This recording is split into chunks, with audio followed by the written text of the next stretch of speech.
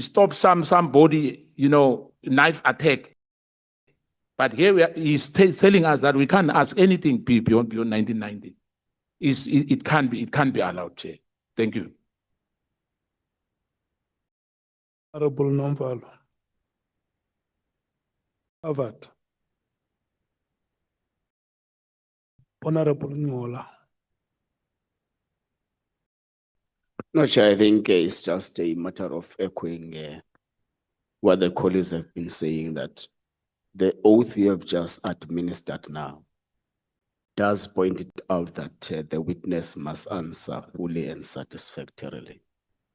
And beyond that, Chair, I don't know how an education background can become a security hazard. And also in the body of the affidavit itself, there are a lot of events that the witness is telling us which are pre-1990. Honorable Kosana is talking about the 1978 thing, 76. He details on his life in 1986, 1987, 1989. Now, the nature the nature of the paragraph itself is actually limiting us from diving down to what is saying in the body also of the affidavit. So I think we shouldn't accept that there are matters before 1990 that should not be responded to. Thank you very much. Yeah, I think, honorable members, it goes without a debate. The witness has deposed a statement with us. This committee has been mandated to investigate. So any allegations that have been made or any information that members of the committee want to probe with you, they are going to do so. Let me remind you that you are under oath, and let's cooperate. Thank you, Chairman. For the record, the oath I took was to tell the truth, the whole truth, and nothing but the truth. I did not take an oath to answer every single question if it's going to violate my personal information and my family security. And if we take, Chairman, paragraph 3, and we take paragraph 5.1, Chairman, the two are not related. Mr. O'Sullivan, let's not go to the statement now. Okay, thank you, Chairman. Listen to me. Look at me. You have the evidence leader in front of you. The evidence leader is going to lead you paragraph by paragraph. Okay, thank you, Chairman. And then the oath that you have taken here says that fully and satisfactorily, you are going to ask questions that have lawfully been put to you. Thank you, Chairman. So if we on your statement, you have deposed a paragraph that speaks about an event that happened prior 1990s on your statement. The honorable members have a right to ask you about it.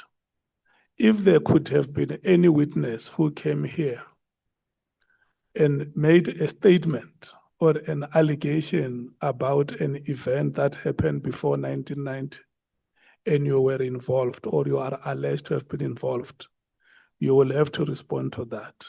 These members, if by chance they have any matter prior to 1990, they want to probe with you, please respond to those questions. Thank you, Chairman.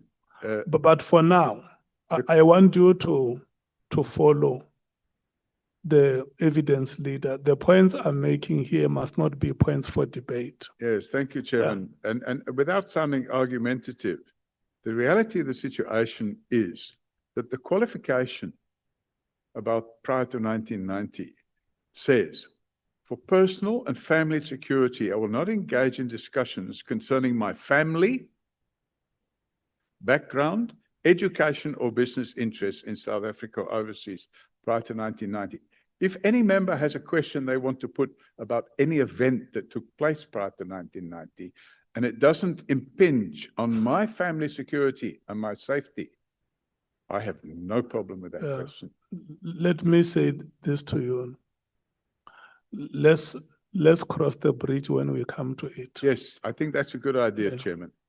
Because what we will not allow here is for you to prescribe what you should be asked and what you should not be asked. For now, there is no question that has been put to you. At that stage, when those questions are put to you, I want you and all of us to proceed with the same understanding that questions are going to be asked here.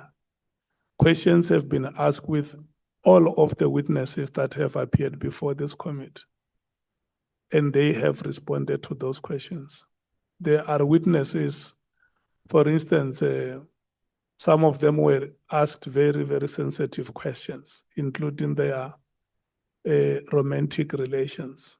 Not only here, even in the commission outside here, or even in society out there, those questions have been asked. So I don't want us to be agitated. I want us to understand that you are here before this committee. You are going to cooperate, all of us. We are going to cooperate with you. You are going to cooperate with us. We are a committee probing allegations. And for us to successfully probe those allegations, you have to honestly come forward and respond to the questions that members are asking. Yeah, thank you, Chairman. I want to confirm that I'm here to cooperate, and I'm definitely not agitated. Some of the members may be agitated, but I am not. No, Thank there you. is no member who is agitated. Okay, thank you, Chairman. It is me who will say that. Okay. Yeah. Honorable Malim. No, thanks, Chair. It's not about whether the question will arise or not. That statement by its own nature is wrong and it must be removed. Before we proceed, we must agree paragraph 3 must be expunged from that affidavit. Because even if he had not written that in that statement, in the affidavit, and someone was to ask a question that is uncomfortable with him, he will bring that to attention and he will make that ruling.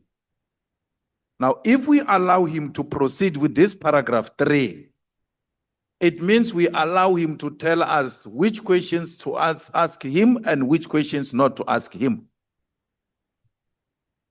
We know how we work. We cannot be told in an affidavit, you are not going to ask me questions that happened before 1990. If we allow that to happen, we are setting a wrong precedence. He can't tell us that. He needs to remove that paragraph. We need that paragraph removed. He can't tell us which questions to answer him, which questions not to answer him. If there is a question that is security threat or incriminating or any other matter, you are well placed to deal with those matters. We cannot be told by a witness that you can do anything before 1990, I will not answer. You can even sit here the whole day, I won't answer anything before 1990. We are going to come out of this committee looking like clowns that were told by witness which questions to ask him, which questions not to ask him. He's going to be speaking about other people here. He's going to be speaking about other people here, and he doesn't want to be asked questions about himself. Well, he must be asked questions about himself because he's also going to talk about other people. And he already calls them criminals. So he needs to remove this paragraph 3. It's not about whether the question will come or not. This is just like a principal telling us that we must not go beyond 1990 on this textbook. It can't be corrected. It has got everything else to, it smells like supremacy. And we can't sit here with our clear conscience and allow it to proceed like that. We need to be advised from evidence leaders' point of view. I may not know the law. In a situation like this, what do we do? Where this paragraph in a signed affidavit is very problematic. It tells us from right at the beginning. You are not going to ask me anything about 1990. Even if you try, we can sit here the whole day. I want to answer that. And then we say, let's proceed. That is a very disrespectful statement, which must not be accepted by this honorable house. Thanks, Chair. Advocate Aransa.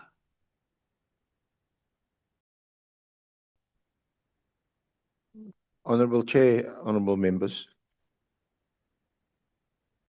In relation to no witness that has appeared before this honorable committee, including Mr. O'Sullivan, are we bound by what a witness says in his or her affidavit that they place before the committee? In fact, I've already asked several questions which do not appear on the statement, and where Honorable Matthys had said, where's the reference to it in the statement? So we are not bound by the four corners. As evidence leaders, we consult with a witness, all the witnesses thus far. Some of them insist that they want certain things said in an affidavit or removed from an affidavit. We exchange drafts with them, and we settle the affidavit not on the basis that this is a document that's been agreed. Otherwise, you don't need us. You can just place the affidavit before the honorable committee, and the witness can read it and they can ask him questions.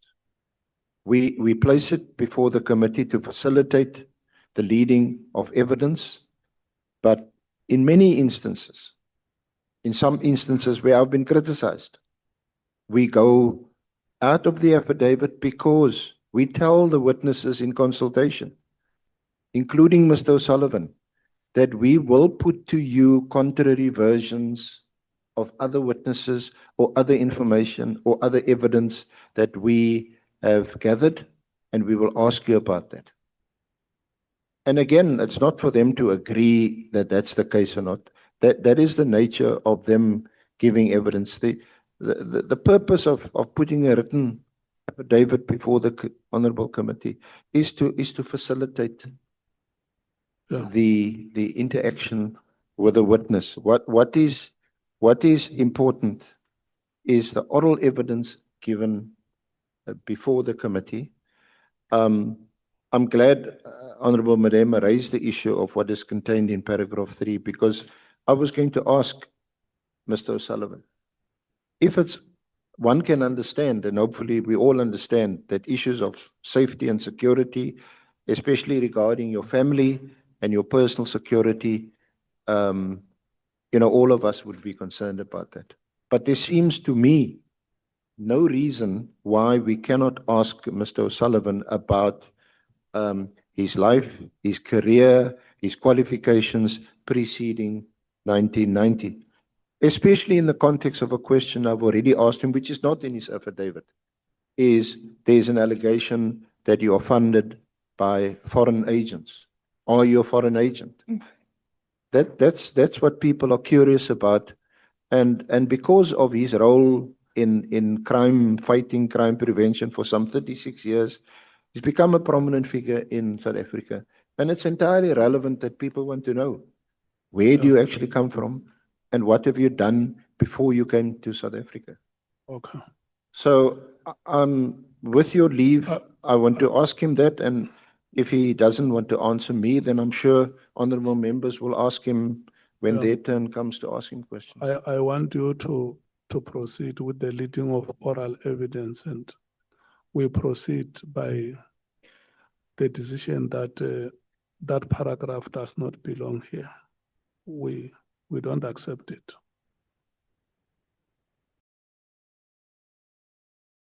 Chair, Honorable Chair, just before you entertain other objections or questions from honorable members, we accept that. No witness can tell this honorable committee or the evidence leaders that certain questions are off limits. It is what he put in his affidavit, but we're not bound by it. Okay. Can I see those who want to speak? Can you raise your hand? Chief Whip, Skosana, Honorable Skosana, Honorable James. No, thanks, Chair. Good morning to you and good morning to colleagues. No, Chair, the reason I'm raising my hand is because I think we are now traveling to a wrong direction. We've had many witnesses in the past, and many of them have said things that we don't agree with, some of which we objected, we engaged them on those issues. And some of those testimonies were written down in their affidavit. So I don't think, Chair, it's going to be appropriate for us to amend an affidavit of a witness. I think we shouldn't amend the affidavit. While I agree with the sentiment that no witness should be permitted to tell us what we can and cannot ask him or her, but I equally do not think that we'll be acting rationally if we want to take a decision as a committee that before we proceed now, we are amending the following paragraphs of your affidavit. So my own view, Chair, is that the ruling you made, and I think the additions that were made by the senior counsel are adequate to confirm that we're going to delve into this affidavit and beyond it as we see it fit, and the witness will be required to answer and respond to all questions. But I really would like to suggest that we should not make a call that there are certain paragraphs of his affidavit that we want to agree as a committee we don't recognize or that they don't exist. They exist, but we disagree with them, and we will engage him in the way in which we see it fit as a committee. That's what I want to propose, Chair, because I'm worried that if we take the line that says, let's expunge the paragraph. When we have expunged the paragraph, you are effectively saying that we must adjourn and allow him to relook at his affidavit so that he decide what is it that he's going to sign and bring back to us. So my views, I don't think we should take that route, Chair. I think it's sufficient to take a position that, as he has also himself agreed, he will answer all the questions. And in circumstances where we identify that he's refusing to answer certain questions, he can't say, I'm not doing so because you have agreed with my affidavit. We don't have to agree with anybody's affidavit here. All we are required to do is to receive a sign-off affidavit. We engage people on their affidavits and beyond. So that's what I wanted to say, Chair. Thanks. Honorable Skosana. Thank you, Chair. Chair, I think we have to know about Mr. Paul O'Sullivan, Robert O'Sullivan, biography. Who's this man who's sitting before us here? Who's this man who's sitting before? We don't know anything. This thing doesn't say anything here. There's no biography. We don't know him. He just said that he's got 3 passports, South Africa, Ireland, and UK. That's not enough, Chair. Who is he? The affidavit is before us here, but it's incomplete from the word go. I mean, paragraph 1, I'm an adult male, a fraud investigator, and this and that. There's nothing here, Chair. There's nothing here, Chair. We must know who's he. Educational background's got nothing to do with criminality or his origin. As he said, he said he was born somewhere and, he regards himself. This is not enough, Chair. We can't thumbsuck here. Every witness who said here, we know exactly from the beginning, the introduction is clear. As you sit there, Chair, you don't know as well. As you sit there, you don't know who's the man sitting before us. Besides that is Paul Robert O'Sullivan. Where is he from? Educational background, I mean, Chair, no. Chair, he must tell us who is he. Thank you, Chair. Honorable James. Chair, with all the other witnesses that have appeared before us, a precedent was set. We had a CV on record. Where is Mr. Paul O'Sullivan's CV? I want to echo the sentiments of MK.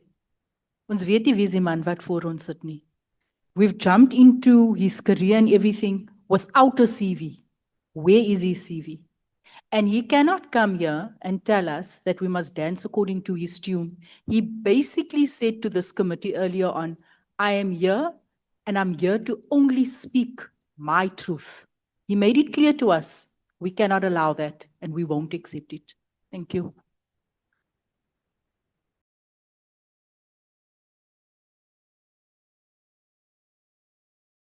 Your hand was not up. No, it was up, Chair. No, it wasn't when I noted the hands. Chief Whip, I hear the point that you are saying on the affidavit. And that paragraph, to my understanding, is that it is not a testimony. It's a condition for this committee. So if we allow such a condition in a statement and saying, look, we can't amend the statement. You know, a condition is something very difficult for us to continue with a statement that has a condition in it. And if we say we disagree with this condition,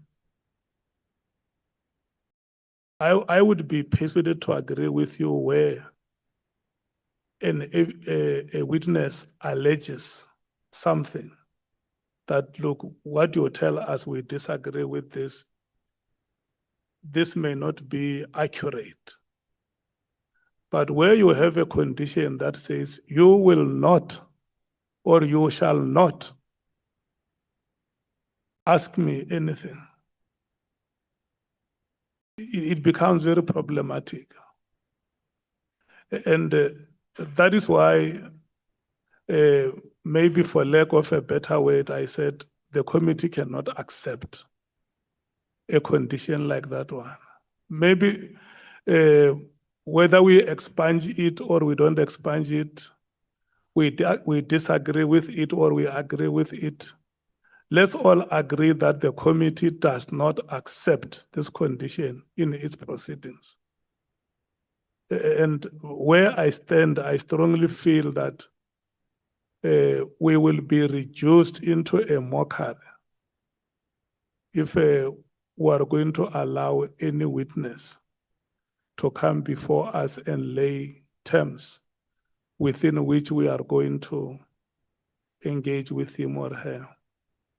And when I listen to you, Mr. Paul O'Sullivan, maybe to come closer to where members are, you are saying there is a sensitive information that you feel it's very much important for the security of your children and your family.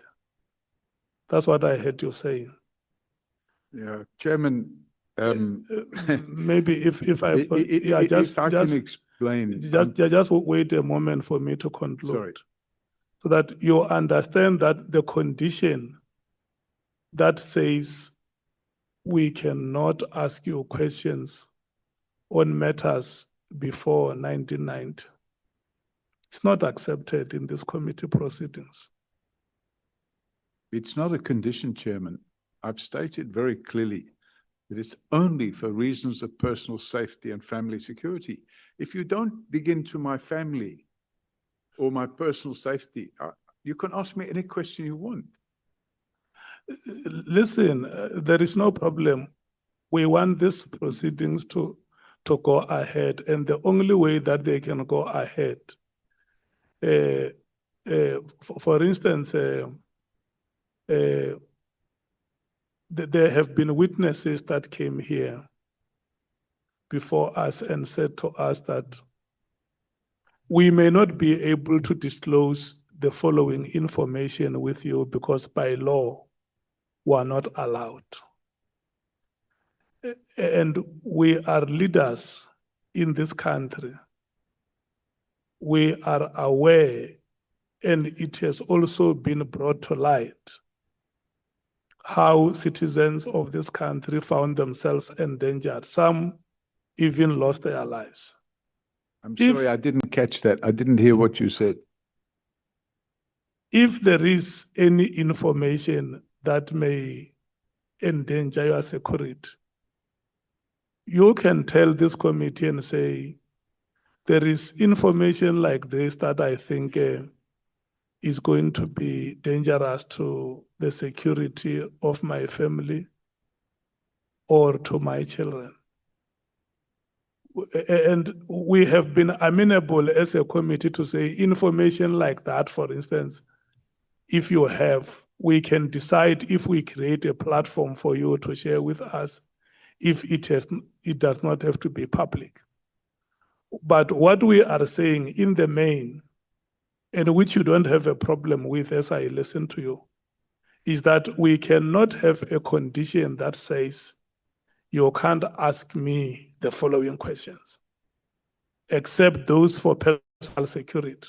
That's it, Chairman. Only Okay. for personal security and safety of my family. Yeah.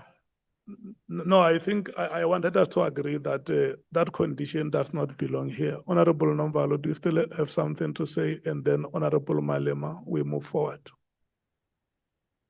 Yeah, no, thanks, Chair. If I wanted us to drive the point home from the onset, I was tempted to argue this point after the input that has been made by the Chief Whip, which I disagree with it completely, because one, this paragraph is problematic in the sense that one, it says he is not ready to talk about his business interest.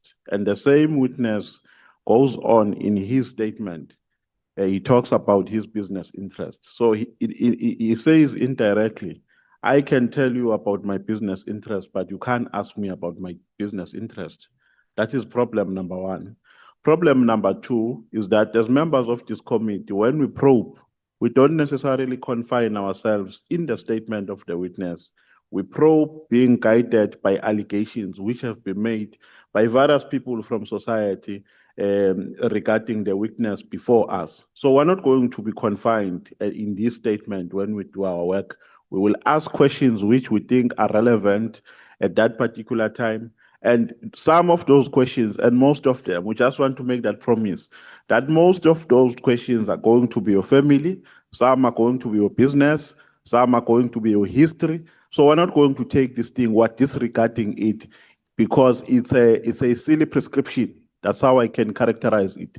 And we're not taking it, Chair. So we can't massage and try to put nice English and make it look better, whereas it is actually nonsense. It doesn't make sense. So we're not going to take it. This paragraph does not exist. We're not amending anything, we're disregarding. There's a difference between the two. We're not amending, we're disregarding, we're saying it does not exist because it is a problematic directive. Thank you.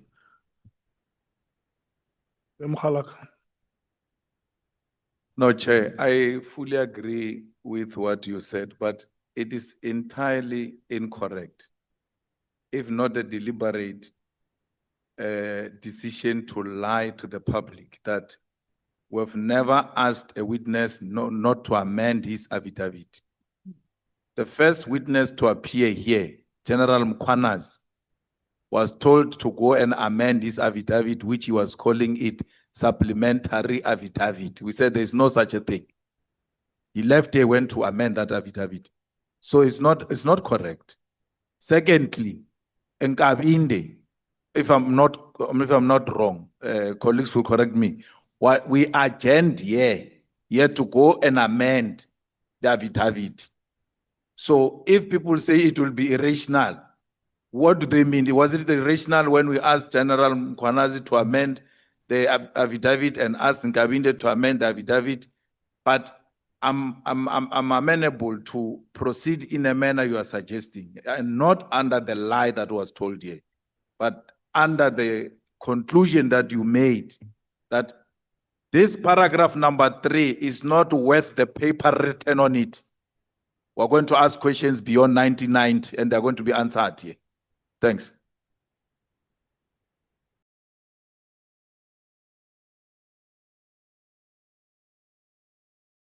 Okay. Chief Whip.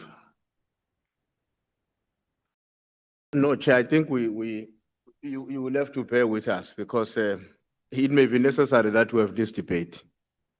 And I'm not going to accept that I have lied. I'm not going to accept that because I haven't lied. When we asked Lieutenant General Mkwanas to sign the document that was presented before us, to go out and sign it, we took a break. The reason why we had to do that was because he had given us exactly the same document that he submitted to the Madlanga Commission of Inquiry. But he prefaced it by the word supplemental evidence or supplemental affidavit. So what we were opposed to as a committee is that in terms of our record, history must discover that we were given an original affidavit, not a supplemental document from another processes. That is what we're dealing with. We were not opposing the substance of his wording in terms of the presentation of the evidence before us. We were removing the word supplemental affidavit because that supplemental is making reference, is suggesting that we are given a document as a secondary submission as opposed to being the primary recipient of the document. So I'm not going to agree that, therefore, when I say we haven't met as a committee with a witness, go through his or her affidavit and point to specific paragraph that we want him or her to amend and got them amended. That has not happened. And I'm not going to agree that, therefore, what I was saying earlier on was a lie. And that is why I'm saying to you, if we have to discuss this issue and not to deal with what we have to deal with in the context of what you suggested as a summary, I think we should do so. But I really would not accept that I have lied when I haven't lied with what I was explaining. Sure. So I thought it's important for me to make that point, Chair. That part, during a break, I want you and, in a meeting we discuss. Outside of the meeting, we improve on our discussions. So during break, yourself and Honorable Malema, you meet and improve on the discussions on this part. We are proceeding, honorable members, on the point that we don't accept this condition that is in the statement. Advocate Aranse, may we proceed? We have taken 20 minutes of your time. You are now left with 30 minutes before we break. Thank you, Chair. Yeah, just for the record, the problem identified and raised by Honorable Malema in relation to General Mkwanazi's statement was the heading to the statement that was called or described as a supplementary affidavit, and the objection was that this was a supplementary affidavit to his main affidavit in the Madlanga Commission of Inquiry. We then adjourned and took out the reference to supplementary affidavit, and we also took out the reference to that affidavit being supplementary to the Madlanga affidavit because it was in fact an original affidavit which we took from General Mkwanazi after spending also many hours with him in consultation. In relation to Mr. Nkabinde, you remember during questioning, I think I was still questioning him, but then a point was raised. I forget who the honorable member was, but then he mentioned that this was a thumbsuck. And there was an outrage amongst committee members. And at that point, it was decided to adjourn and he must go back and present us with another affidavit. So with respect, the two instances are very different. I think certainly as evidence leaders in this committee, we are all agreed that Mr. O'Sullivan cannot tell us what he'll answer and what he won't answer. If he does, then obviously he'll have to justify it. And I think we all accept that when it comes to his personal safety and his family safety, that such questions, subject to your discretion, Chair, you may decide. But I want to proceed to ask him some questions which are not related to, or which wouldn't impact on his family or his security. Because I think as one of the honourable members pointed out, he already does in his affidavit, which is before you, in paragraph 5.1, he talks about the commendation from Scotland Yard for stopping a knife attack and arresting a suspect in 1978. And in paragraph 6, he also says that as in his professional background, that in 1984, I was engaged in property development and investment activities in the UK, and I invested in property in South Africa. And then in 1989, due to investment in property, he successfully applied for permanent residency as a person of independent means. So there is already a reference, Mr. O'Sullivan, to pre-1990. You also mentioned, which is not in the affidavit, that you were born in the UK of Irish parents. So that's a personal detail. So can I ask you, where did you go to school? Did you go to school in the UK or in Ireland?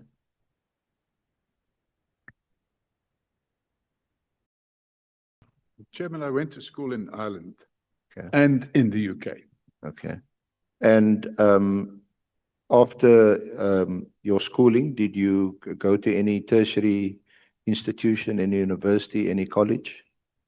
I studied in London and in Manchester. What did you study? Electrical engineering and electronic engineering. Are you a qualified engineer? Not anymore. You know, you have to have what they call continuing professional development. And I ceased engineering work probably 30 years ago. I stopped being involved in engineering activities about 30 years ago. I was registered with an institution in the UK, and I never registered in South Africa because actually I decided that engineering wasn't for me. And from 1981 to 84, you were consulting building services engineer for IBM. Correct. In the UK. What other work did you do whilst you were either in the UK or in Ireland? Whilst I was in the UK or Ireland, Yeah. after 1984, I was involved in property development. Were you at any stage involved in or with the British Army? With what? With the British Army? Chairman, I worked for the British government in counter-terrorism and counter-espionage activities from, I can't remember the exact years, from 73, I think, till 77. And in what capacity, what role did you play? And what activities were you involved in? Chairman, I played the role of counter-terrorism activities and counter-espionage. And counter-espionage involves making sure, and counter-surveillance, making sure that the people that would want to do harm to the country, you know, that they should be identified. So yeah, I was involved in that work. And in the course of that work, did you identify any person or persons or organizations from South Africa? None whatsoever. I was not involved in anything of that nature. Did you do any surveillance on any South Africans who were in exile? None whatsoever, Chairman. Because we know, I mean, it's just common knowledge that the African National Congress, for example, was declared a terrorist organization.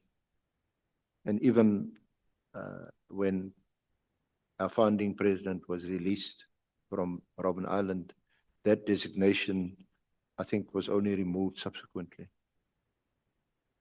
So my question is, if that organization had been designated as a terrorist organization, presumably because it constitutes or would constitute a threat to the UK government or its security, why would you not have been involved in surveillance or Chairman, espionage? my activities related to European environment, nothing to do with Africa whatsoever. My activities related to threats involving Irish terrorism. I'm talking about the IRA and other Irish nationalist units. Now, we also know now, and certainly came to know subsequently, that the IRA, which certainly in our country we regarded. Chairman, I'm just having trouble hearing.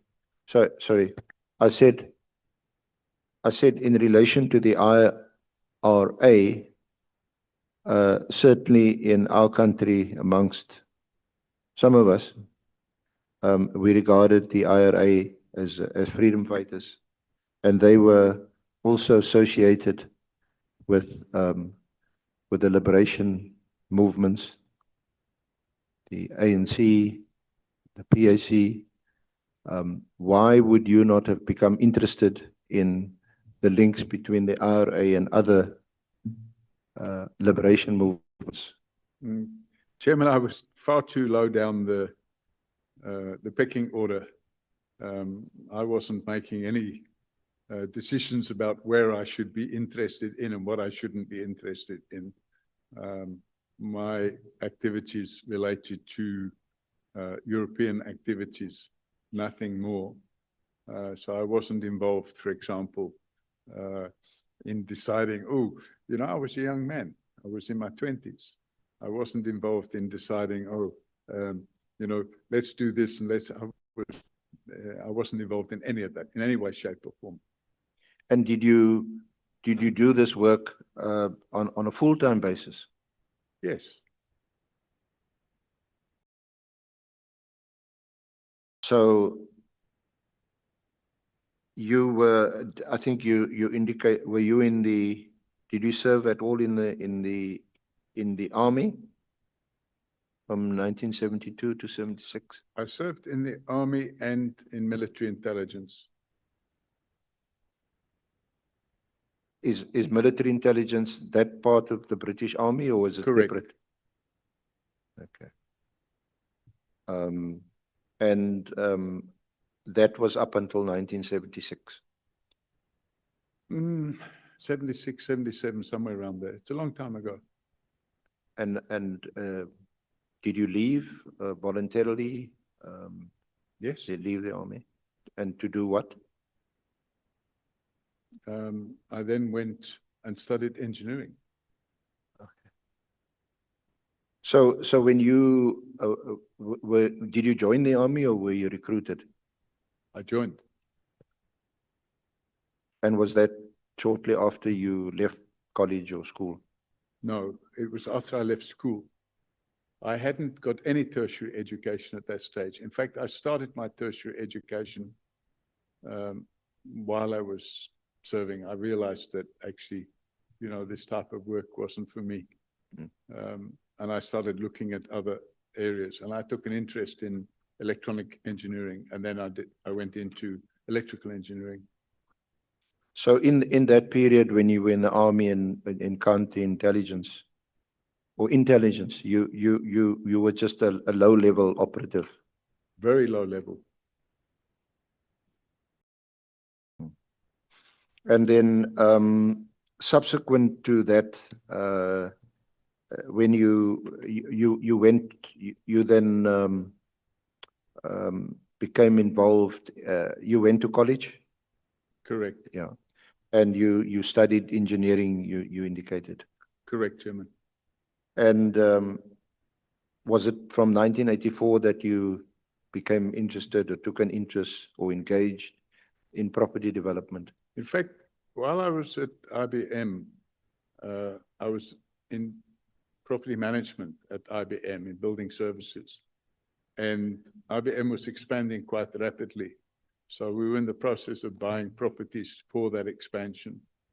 And in about 1984, I realized that there were other opportunities in the property arena, and I decided to pursue those. And I left IBM. Now, in 1989, that was pre-democracy, and we still had an apartheid government in place. Did you come to South Africa to only expand your property interests, or for what reason did you come to South Africa? In fact, Chairman, in late 1988, the property market in the UK collapsed. And when the property market in the UK collapsed, I already had investments elsewhere in the world. And I'd been to South Africa several times for holiday. And I liked the country, I liked the weather, I liked the people. And I decided I'm going to invest in property here, and that's what I did. Did you have any connection or relationship with any persons, organizations, or the army or the police that were involved at that time in 1989 when you came here? None whatsoever, Chairman. Did you know, or were you connected to anybody in any of the security forces at the time? None whatsoever, Chairman.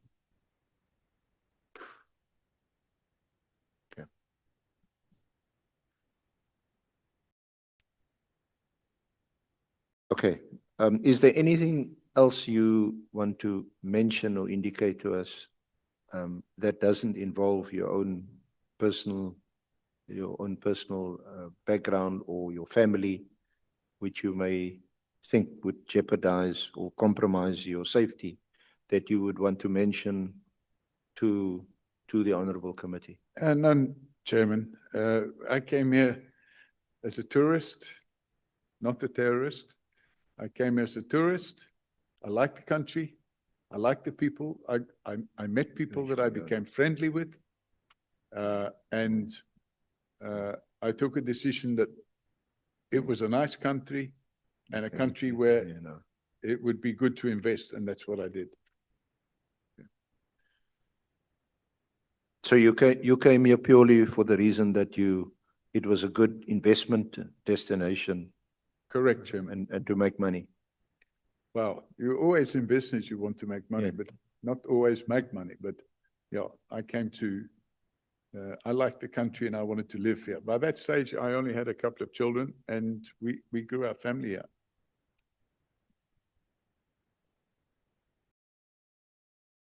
Now at paragraphs, if we could just go back to the affidavit. In paragraph 6 and 7, you described your professional background in property development, investment, and then you moved to South Africa in 1989. Correct. Okay. Is there anything specifically that so that we can move on? In paragraph 6 or 7 that you want to highlight? Oh, I mean, by the time I came to live here, I already owned property here. I purchased property already. And it's pretty much what I've said in the statement. Okay. Honorable Malem. No, Chair, just for clarity, when you say military intelligence, you mean military intelligence section 6?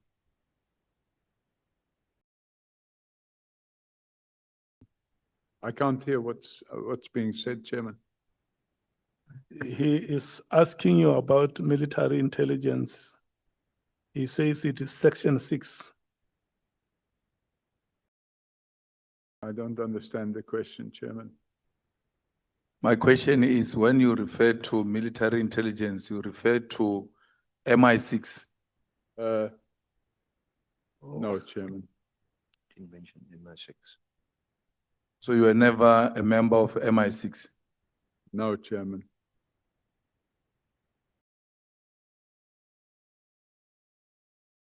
Honorable Skosana. Chair, I guess the honorable member wants clarity on that, and I make a follow-up. Or maybe, is it MI6 or MI5? Military Which we intelligence. are talking about? It was military intelligence, Chairman. Which one? Military intelligence. Yeah, but which one? What do you mean, Where? which one? It was Where? military intelligence. Where? In the UK. But it's MI5 or MI6 or is something else? Chairman, there's a complete misunderstanding in the members' knowledge of how MI6 and MI5 are organizations which are separate entity to military intelligence altogether.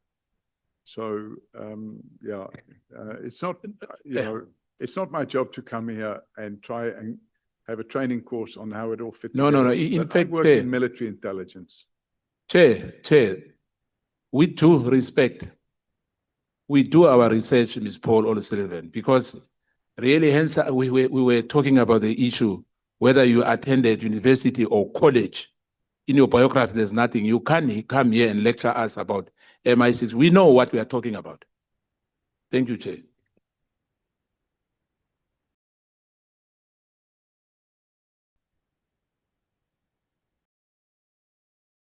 Thank you, Honorable Chair. Mr. O'Sullivan, just before we move to another section, do you have any training or did you have any training prior to coming to South Africa in forensic investigation? No. When you say forensic investigation, perhaps I should qualify that, because obviously I had training in investigation, but not forensic investigation. I had training in investigation, but it was a different type of investigation, because you were investigating, for example, people's backgrounds and stuff like that, but I didn't have any forensic training. I got the forensic training that I have now whilst I was living in South Africa. Okay. So the forensic, if you could describe it as such, for training that you did have was while you were in the British Army or in the intelligence section of the army. Correct, Chairman. Was that basically just to spy on people? No, I was never a spy, Chairman. So there's a complete misunderstanding if you think military. No, I'm just asking, please help me. I was Surveillance and spying, is it different? Yeah. So we were engaged in counter-terrorist activities and counter-surveillance. So it was more like trying to find out people that were spying rather than, being a spy yourself. I was never a spy. But you had to spy on those people to find out whether they're spying on you. No, but you never spied on them, you see. You never had to spy on them to find out. You would get information and you would follow up on that information. I think what certainly speaking for ourselves as evidence leaders and perhaps also the honorable committee members is just, we're just curious to know what really gave you an appetite to investigate people and to inquire into their backgrounds and so on prior to coming to South Africa and making this your home? So I never really had that appetite, Chairman. The appetite was developed during my short-lived relationship with the then Commissioner of Police, Jackie Salebi, which we'll come into later. But the reality is, before that incident, I never had any appetite whatsoever. Of course, I was a police reservist. And as a police reservist, Chairman, I did all the necessary training and became proficient in investigating murder and robberies and fraud. And as a policeman, you are expected to be able to investigate these crimes and get to the bottom of it. And that set out in my commendations. In 1994, I received Police Officer of the Year Award in Johannesburg. Not for spying, for investigating crime and getting to the bottom of it. But you did become a police reservist shortly after you arrived in the country in 1990. Yeah, I think you I've arrived been here in about a year. 1989. Yeah, yeah. So just before we get to that section, which you have touched on already on being a police reservist, which is from paragraphs 14 through to 20, you discuss it there. Just before that, you held a number of positions in property entities, portfolios, your role at Sage Properties, then called Eastern Province Building Society. You managed property portfolio and security. And yeah, so just describe that to us briefly, just perhaps before we take the lunch break. It was very simple. Property development is what it was. I think we developed a few hundred houses. So you buy the land, you have to get it promulgated, you have to get the land rezoned, you have to get architects, what they call a site development plan, drawn up. So you use architects for that, and town planners and surveyors. You get all the approvals, and once you get the approvals, you go to market and you sell the houses and you build them. And I think we did one or two small shopping centers as well, and a few small office developments, and a few what we call mini industrial developments. And you do that with the intention to make a profit. And then I ended up with Sage Properties, and with Sage Properties, we were involved in managing property portfolios, which by its very nature involved the managing of the building services, the architectural services, the refurbishment, replacing the elevators, all that sort of stuff which goes with property management. And it complemented my work in the police, because one of the problems we had in downtown Johannesburg in those days was the spiraling levels of crime. And we started taking initiatives to reduce those levels of crime. And I got quite heavily involved in that. And that led to the formation of the Johannesburg Central Community Policing Forum. With the new Police Services Act, it was the government had taken a view that there should be community policing forums. So at that time, Sage Properties were a substantial property owner in Johannesburg, and we got involved and we formed the Community Policing Forum. For my sins, I was elected the chairman of that Community Policing Forum. And I set about, obviously voluntary work, but I set about doing it in a way that led to reduce crime in the city center of Johannesburg. we did a number of initiatives. One was installing cameras in the streets. Another was we created a thing called a crime prevention incentive scheme, where there would be awards issued, not bribes, but awards issued in the form of shopping vouchers and stuff like that for the policing in certain sectors that were able to reduce their crime. And we employed a young man to help liaise with the community in those areas. And we were quite successful. You described that you described that at paragraph 17 of your affidavit. Yes. Yeah. So you just jumped a bit because I want to just briefly also deal with your volunteer work as a reservist, which you mentioned earlier that your secretary's husband, a certain Major Edwards in SAPS, had heard of your background, persuaded you to join South African Police Reserve. And before we deal that, Honorable Chair, is this a convenient point to take the lunch adjournment? I want us to recover 15 of the 20 minutes that we lost. So it's until 1:15. Thank you, Chair. So at paragraph 14,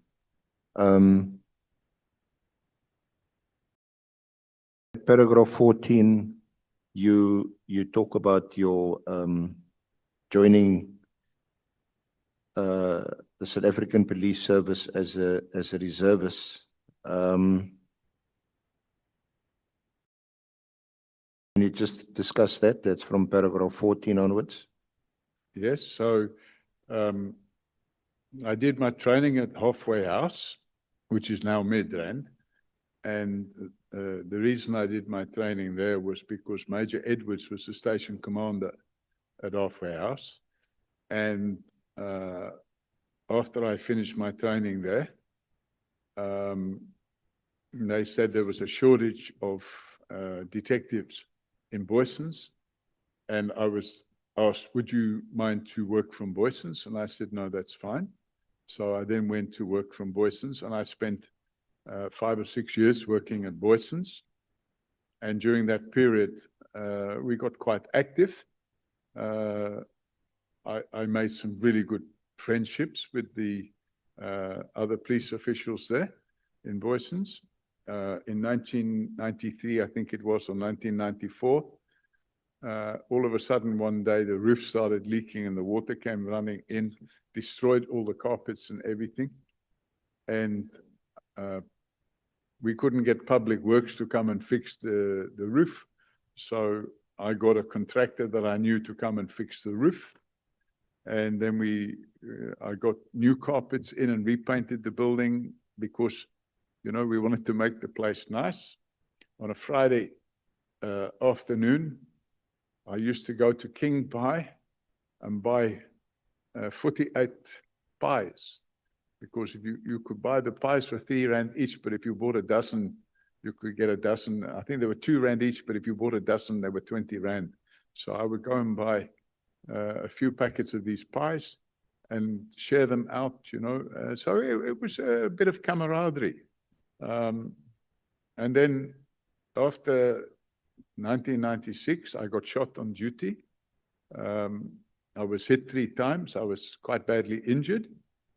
So that injuries resulted in hospitalization. And I had to have part of my spine reconstructed.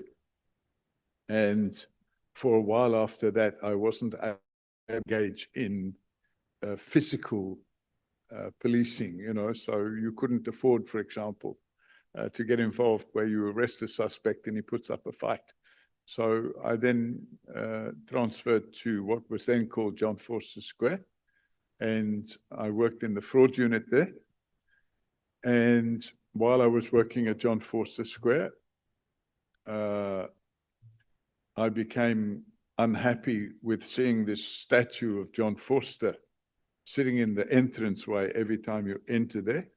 So in 1997, I brought a petition to the provincial government in Gauteng. At the time, Jessie Duarte, God rest her soul, she was the provincial MEC for Safety and Security. And I brought the petition to her to change the name of John Vorster Square to Johannesburg Central Police Station. And anybody going to Johannesburg Central Police Station today, at the entranceway, you'll see there's a brass plaque where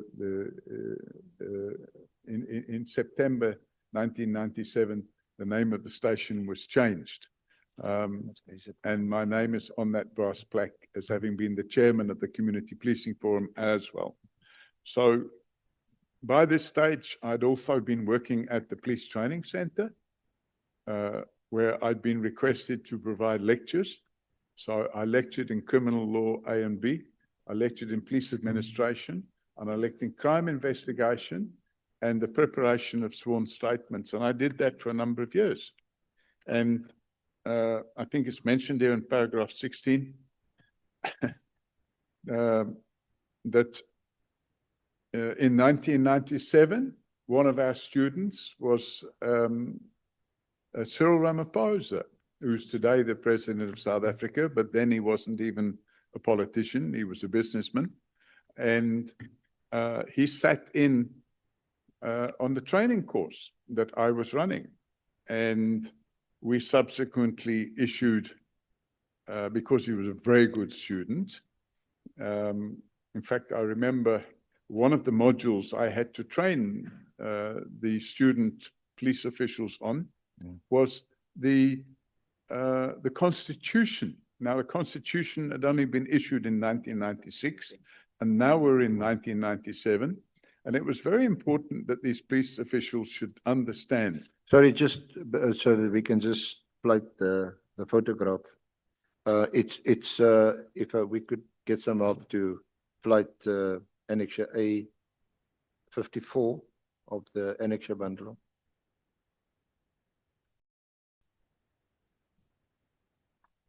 Who was doing it?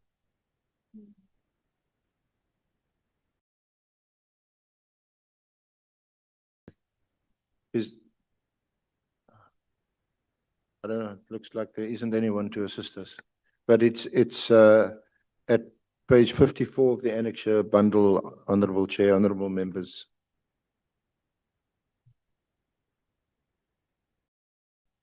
Chair. The evidence leader wants a thing to be flighted there. Can we please see that?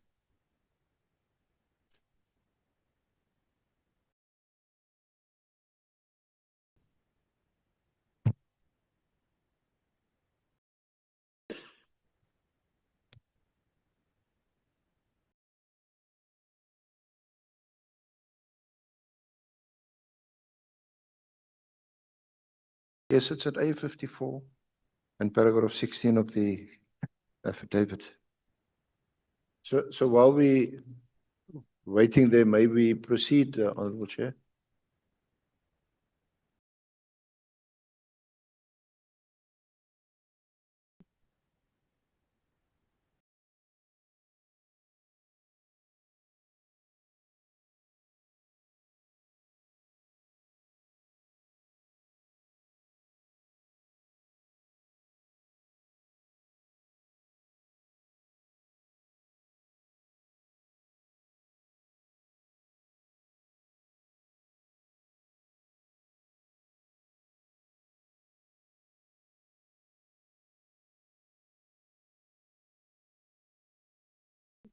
Maybe we can 54, A54.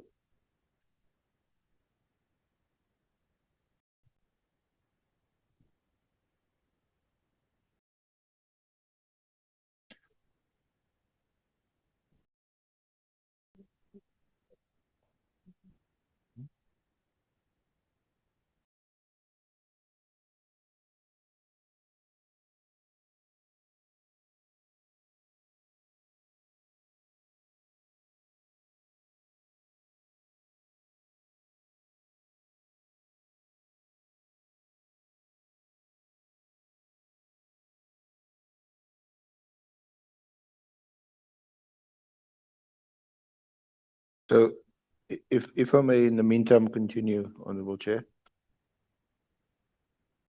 It's related to that. Can I ask you to look at A53, South African Reserve Police Service, House Reserve Training Center. It's dated 26 June 1997. Dear Sir, Detective Sergeant Paul Robert O'Sullivan, the force numbers there. The above name has been lecturing at this establishment and external courses since 1993. Currently lectures in the following subjects. And you've mentioned this: the Constitution and Police Ethics, Police Administration and Procedures, Crime Investigation and Scenes of Crime, the Criminal Procedures Act, Criminal Law A and B, Statement Taking. So is it in the course of doing that you also trained, amongst others, our President?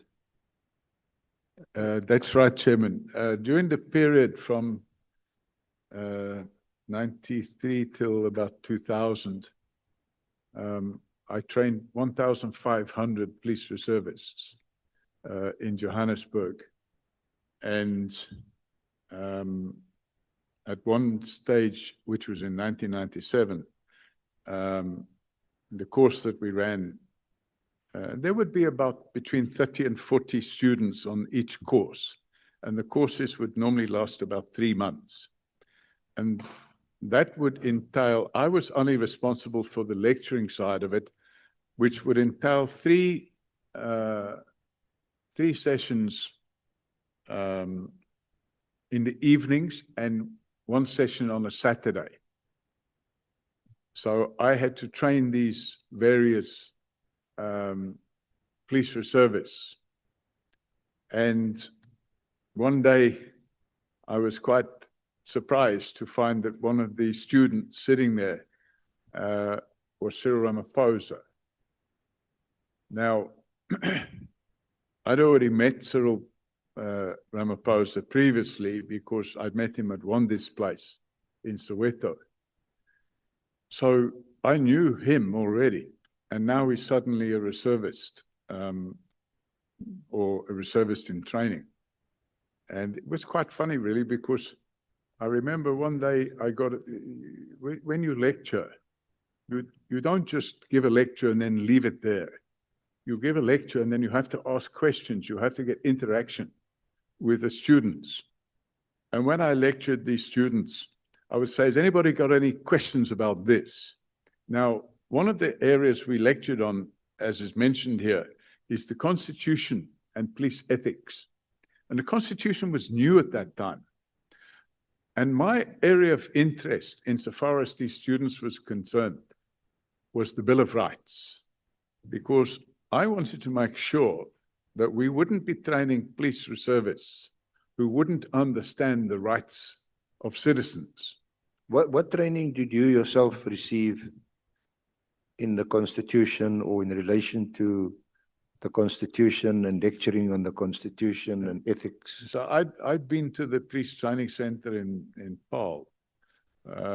It's actually not far from here, where I did detective training and training of that nature. And then when the Constitution came out, I sat down, I can't remember the guy's name now, but I sat down with a constitutional lawyer in Johannesburg because I wanted to understand the Constitution.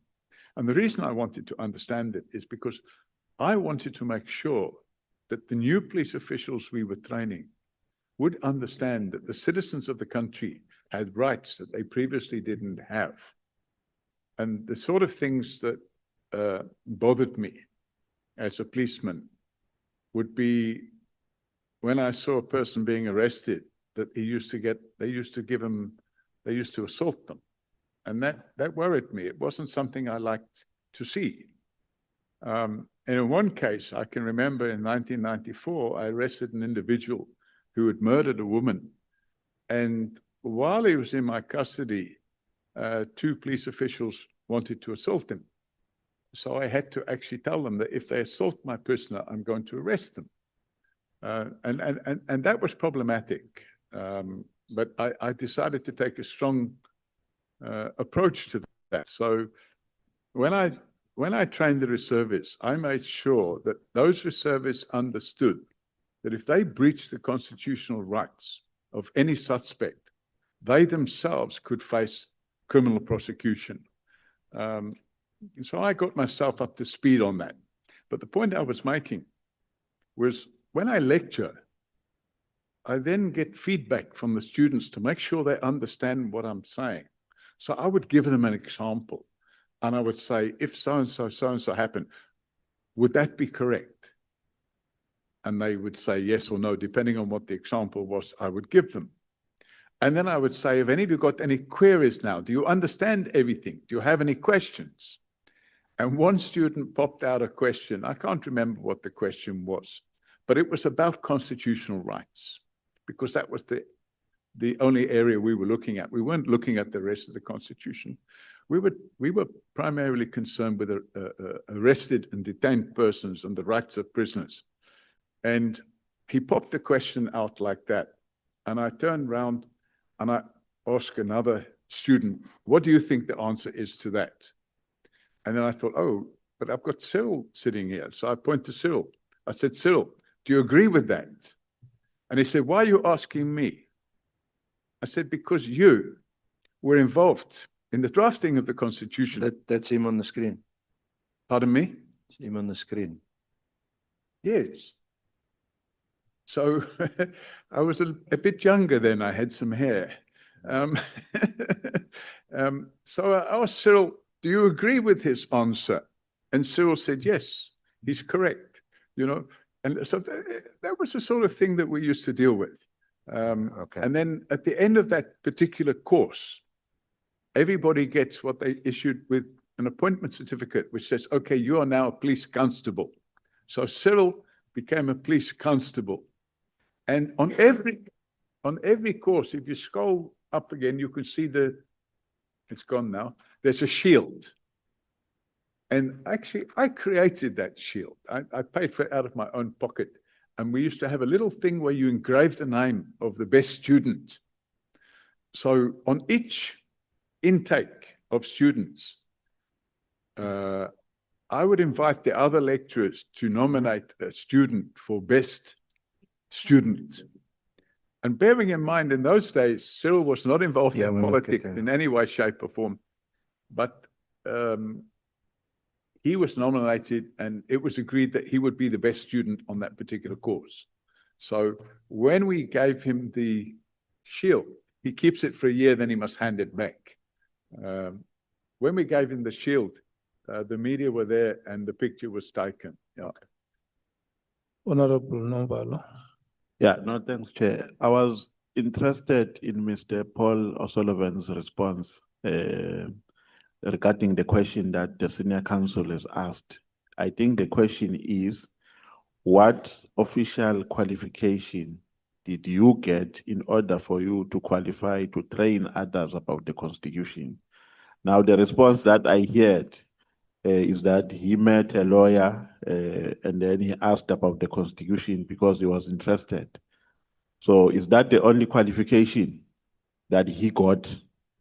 Because I think the question was about an official qualification that he got that made him to qualify to train others about the Constitution of South Africa. I was interested in the response, but I'm realizing now that the senior counsel is moving on despite the wrong answer that has been given. Must I answer, Chairman? Chairman, at that stage, there were nobody in the country that had any qualifications in the Constitution. They didn't exist. There were no constitutional lawyers. They didn't exist. There was no constitutional court. It hadn't been formed. So I just wanted to make sure, because I didn't want to train people in aspects of the Constitution, for example, the government and how it all fits together. I was only interested in the Bill of Rights. And I wanted to make sure that the students I was training, the students we were putting out, after they had received their training, that they wouldn't go out on the streets and abuse the constitutional rights of others. So there you- was no Do you qualification. have a law degree? Mr. Paul O'Sullivan, do you have a law degree? No, Chairman, no, I just learnt, I went and sat with a senior lawyer and went through the Constitution and understood for myself exactly how the Constitution would work. And we worked through some examples. And when I had Mr. Ramaphosa, Cyril Ramaphosa, as a student, it was a great opportunity to canvass these issues. And that's what we did. Okay. Honorable Malema, Honorable Matthys, Honorable Skosana, is your hand still up? Mr. Paul O'Sullivan, you don't have any qualification to train anyone about the Constitution, even at that time, right? Didn't hear the question. You Formal don't have any qualification. qualification, and you did not have any qualification to train anyone about Constitution in 1997. No, We're talking about you, not everybody, you. no, Chairman, there was no qualifications then. No, you did not have. Okay, Chairman, I had no qualifications to train anybody in the Constitution. When was the Constitution adopted? I didn't train them in the Constitution. I trained them on the Bill of Rights. Ah, la, la. When was the Constitution adopted? The one you are training them on. What's he saying? When was the Constitution adopted? The one you are training them on. In 1996. Was Cyril not part of the people who were at the center of developing that Constitution? He was part of the group that drafted the Constitution. So you were training him on a Constitution that he helped to draft. Chairman, Cyril had to be trained as a police reservist. He chose to be trained as a police reservist. So, ironically, that training included understanding the Bill of Rights. It didn't I think I've made it clear, it doesn't deal with the whole Constitution. It dealt with the Bill of Rights and police ethics. So we had a module on that. And for that, we used to use different examples. And it was ironic that Cyril had to listen to training on the Constitution. But the good news is he agreed fully that the training that the people were getting was correct. And I was quite comfortable with that because it endorsed the quality of the training that we were given to the police students.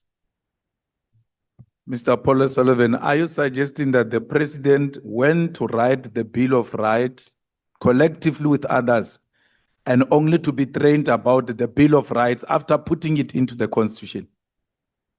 Well, Chairman, I think we're playing word games here. The reality of the situation is that in order to be a police reservist, you have to go through a little tick box exercise. You have to get trained on this, you have to get trained on that, you have to get trained on this, you have to get trained on that. Even if you were part of the people that wrote it, you're now coming into a system where it has to be demonstrated that you've had that training.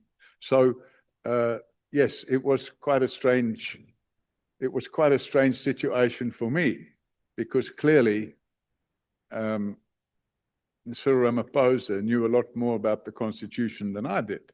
But the reality is that's where it worked. Before I take Honorable Matthys and Honorable Skosana, Mr. Paul O'Sullivan, Mr. Paul O'Sullivan, is it difficult for you to say Mr. Cyril Ramaphosa or President Cyril Ramaphosa? I'm sorry, Mr. Cyril Ramaphosa. He's now the president. At that point in time, it was Mr. Cyril Ramaphosa. He's now the honorable president. Okay. Honorable Matthys. It's also on the training, even the training of the police reservists. I thought we should just get clarity. Mr. O'Sullivan said he trained at the police academy or training center in Paarl. When did he graduate from there? Because he's now training even our reservists. So, and was the training to be able to train, or he just got I don't hear what she said. Okay, my question, Mr. O'Sullivan, is this. You've indicated that you attended training at the police academy or the police training center here in Paarl. Am I correct? Chairman, I went on a train the trainer course where we were trained to train. So, yes, so that's what I'm asking. So I'm asking, when did you qualify? How long did it take? How long was that course? A three-month course. Okay, thank you.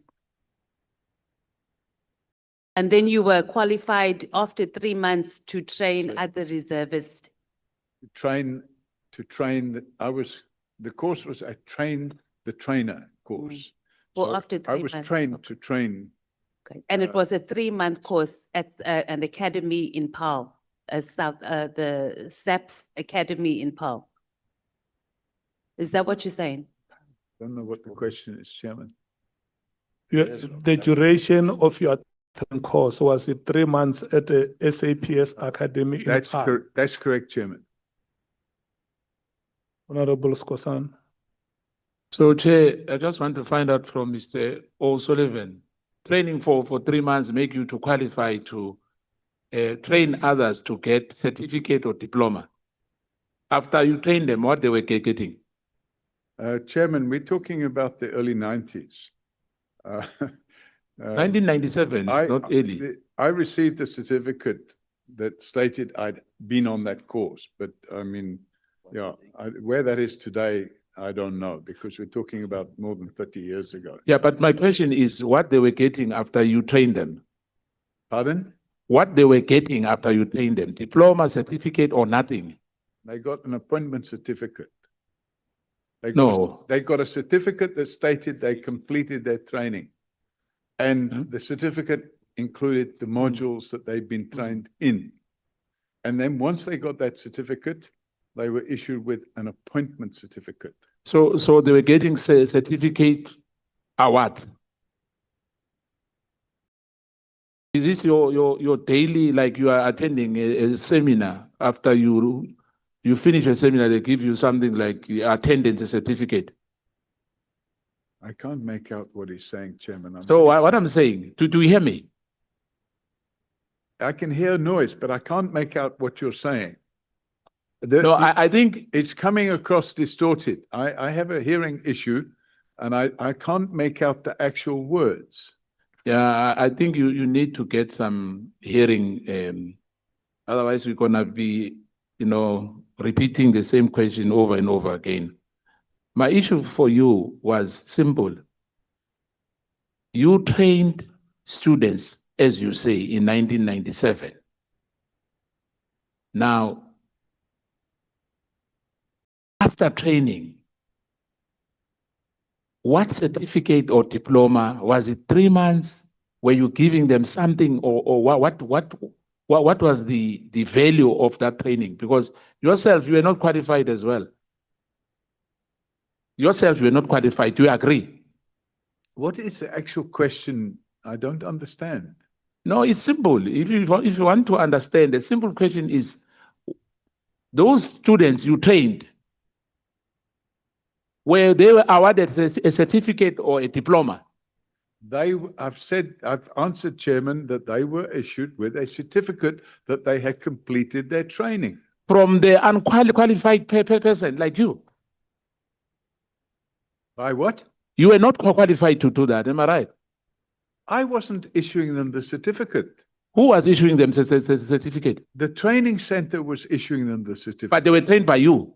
No, I only trained them in these areas. They had a lot more training. They had firearms training. No, but you said here you trained them. That's what you said. No, what I'm saying is I participated in the training. We are changing now. You never said you participated. 15, Okay, I trained. let's do this, honorable members.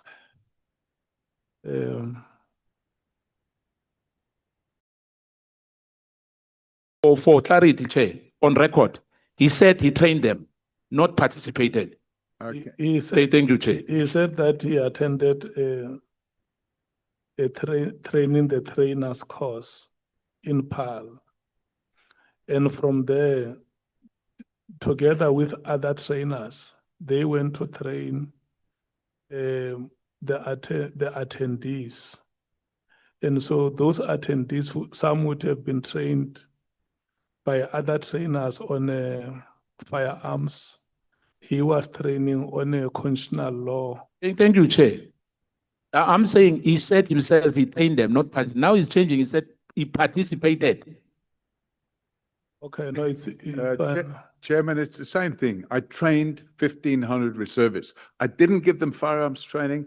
I didn't train them on how to wear their uniform. I didn't train them on how to salute. I didn't train them on how to march.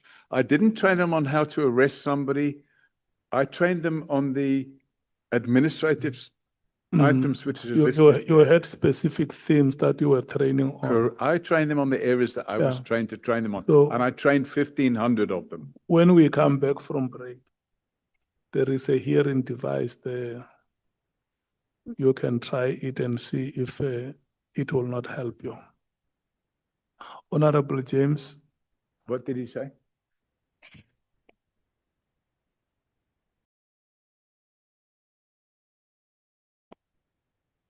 Okay. Mr. Sullivan? Can you hear me? Uh-huh. Can you hear me? Yes, ma'am. Okay. We are asking you, was the training accredited? Is what we're asking you. We're not asking you if they've received a certificate of attendance. It's like going to school for 12 years and getting a certificate of attendance. We are asking you, was the training that you provided accredited? That's what we're asking you. Can you answer that, please? Was the training clear? Ayara, was it accredited? Credited? Yes. Yes, it was accredited by the police, sir. By the Madam. police.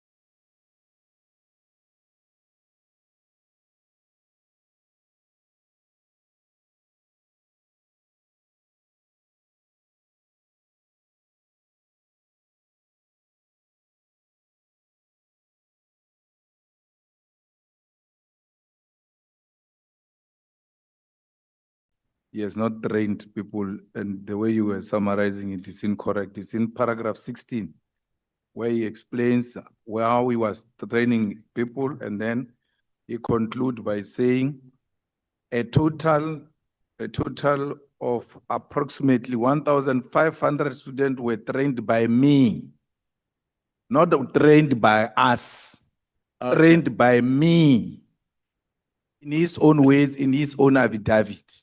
Me. No, but I don't think you trained them. I trained them. I trained them in the subjects of constitutional police ethics, police administration and procedures, crime investigation and scenes of crime, criminal law procedures act, criminal law A and B, and statement taking. I trained 1,500 reservists in that training. I agree with you. Unqualified as you are, you trained 1,500. I agree with you. You said that. In crime investigation. Okay. Okay. May honorable members, may we rise and take a break. We will come back at 14 hours.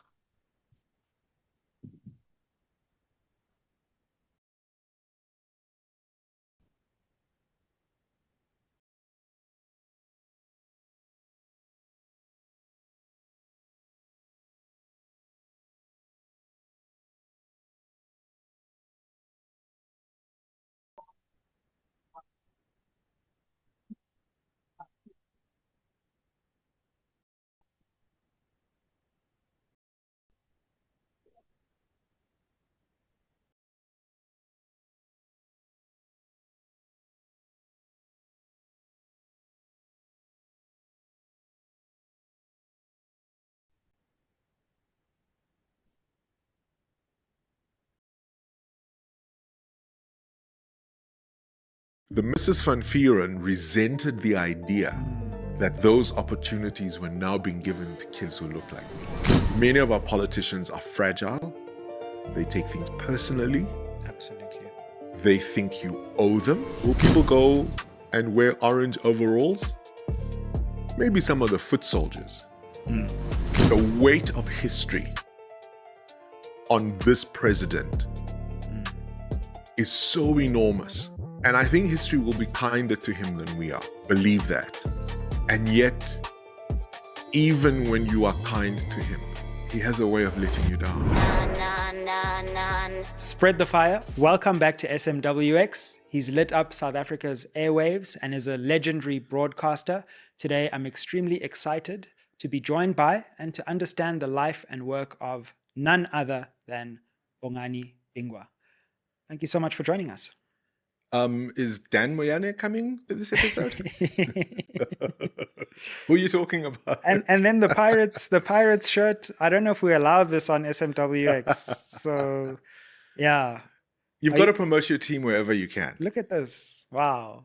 Does that surprise you? Having a good season as well.